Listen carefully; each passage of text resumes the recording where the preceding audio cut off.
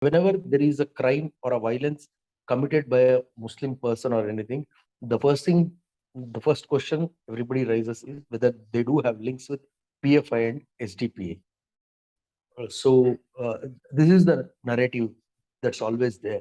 The National Investigation Agency on September 22nd launched a massive nationwide search operation in connection with anti terror activities. The operation was described as the largest ever and involved searches across 10 states. It has so far led to the arrest of as many as 100 people linked to the Popular Front of India. The searches are a part of a crackdown against those allegedly involved in terror funding, organizing training camps, and radicalizing people. So, in light of recent events, who are the Popular Front of India and why are they being raided by the NIA and the ED?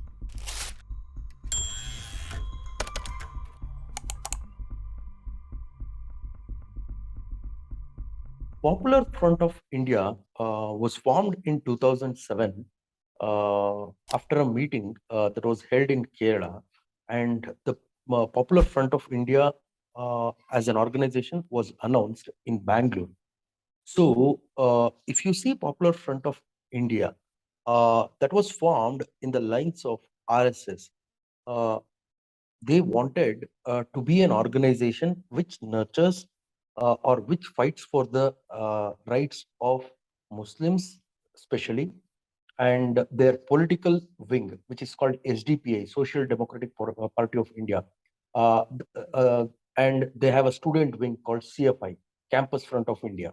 So, in the lines of RSS, how RSS has BJP and ABVP, PFI also introduced a political wing as well as a student wing. So, the aim of PFI is to protect the rights of Muslims in the country and also to fight for the rights of Muslims. This is not the first time that PFI has been targeted by the central agencies or the state police. They've always been in the radar. Uh, uh, though NIA is yet to disclose why the raids were conducted on PFI or on PFI and as well as SDPI officers, it is still unclear the reason why they have conducted raids. But the sources in NIA says that they have seized some of the documents which are necessary for the investigation. In one of the cases in SDPI, a SDPI office was raided in Mangalore. So they said that they have seized some of the photographs as well as some of the copies that was necessary for them for the further investigation. So this is not a new thing of raiding, and also whenever there is in recent few murders in Karnataka, especially of a BJP worker named Praveen Nettaru in Dakshina Kannada, Mangalore, the police also suspected that there were links of PFI. They mean to say that people whoever have murdered Praveen Nettaru were allegedly members of PFI or SDPI. Likewise, in the murder of Harsha, a Bajrang Dal worker, Harsha in Shivamogga, some of the people were arrested. So there also they suspect that there were links of PFI. And very recently, there was a stabbing incident reported on August 15th in Shivamogga, where a person named Prem Singh was stabbed in a group clash. There, police had arrested few of the Muslim community people, and day before yesterday, police again arrested two people suspecting that they have links with ISIS and all these things. So whenever there is a uh, whenever there is a crime or a violence committed by a Muslim person or anything, the first thing, the first question everybody raises is whether they do have links with PFI and SDPA. This is the narrative that's always there. PFI is yet to respond to whatever the raids have been conducted, but SDPI has already reacted, stating that central government was using NIA as a tool to defame PFI as well as to just threaten the organizations like PFI and SDPI. SDPI has also condemned such an attack on these organizations. Also, Home Minister Arga Gnanendra has stated that they have plans to ban PFI and SDPA, and they are at it. So this was a statement on Thursday morning today. If you see, PFI was established in 2007. So since then, PFI as an organization has been very active. Whereas in 2009, SDPI party or Social Democratic Party of India, which is called the political wing of PFI, came into existence. So as a principle and for their objective of SDPI party is to protect the interests of Muslims, OBCs, and Dalits. So this is how they came into picture. You can see as in Karnataka, you can see the presence of PFI and SDPIs is more in Dakshina Kannada district as well as Udupi district. This is the coastal belt. That is where you see a lot of presence of these parties. And also, when it comes to the electoral politics, in 2003, SDPI had managed to win some 21 seats in local body elections, Gram Panchayat elections, all these places. Whereas by 2018, the numbers increased to 121. It is the in Gram Panchayat, basically a candidate's contest and who is backed by SDPI party or the party which is leaning CFI or PFI. So gradually, their numbers, the membership numbers of SDPI is increasing the state. And also, it is very pertinent to know that PFI doesn't maintain any records of membership or anything. So at the bigger scale, nobody knows what is the quantum of numbers who are registered with PFI, who has associated with PFI.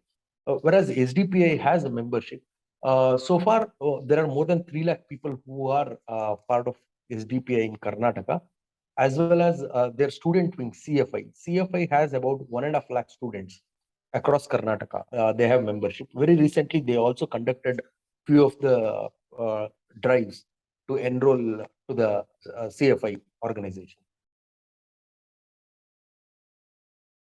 PFI has gradually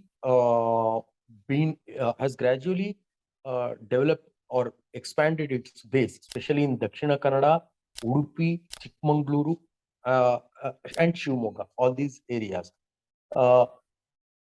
One thing about Mangalore, Dakshina Kannada, and Udupi district is it is called a Hindutva laboratory for BJP. So whatever they want to experiment across the state or nation, they'll try to experiment that when it comes to politics.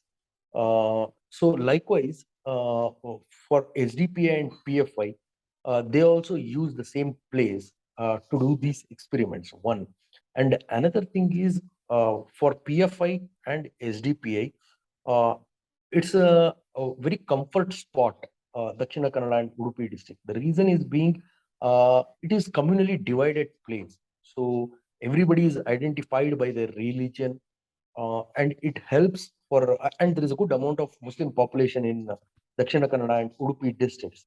And also it is Dakshina Kannada district is also very close to Kerala, where you find a good amount of presence of PFI and SDPA.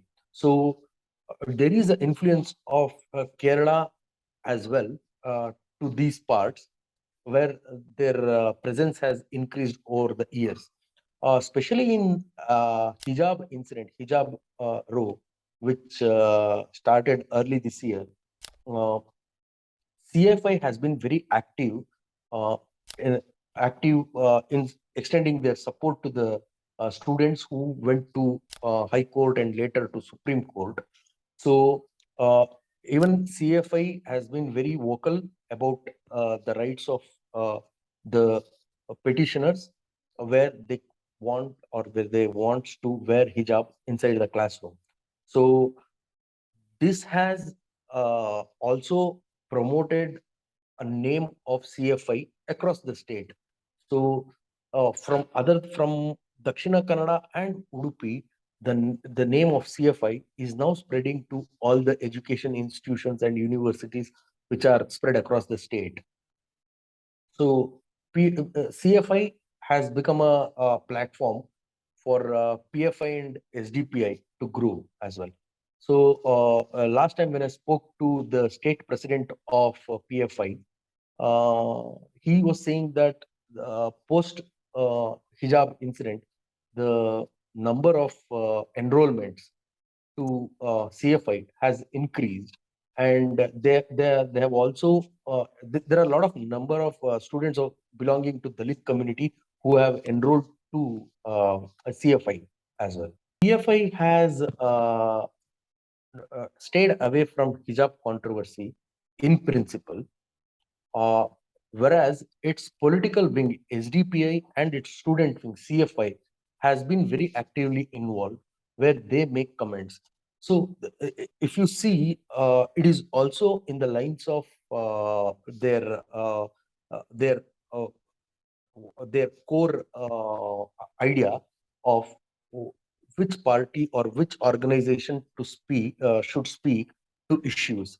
So is though PFI has not directly uh, come out and spoken about spoken in support of the Muslim students, it is SDPI and CFI who has been doing it. So uh, directly or indirectly, PFI is also involved in hijab controversy.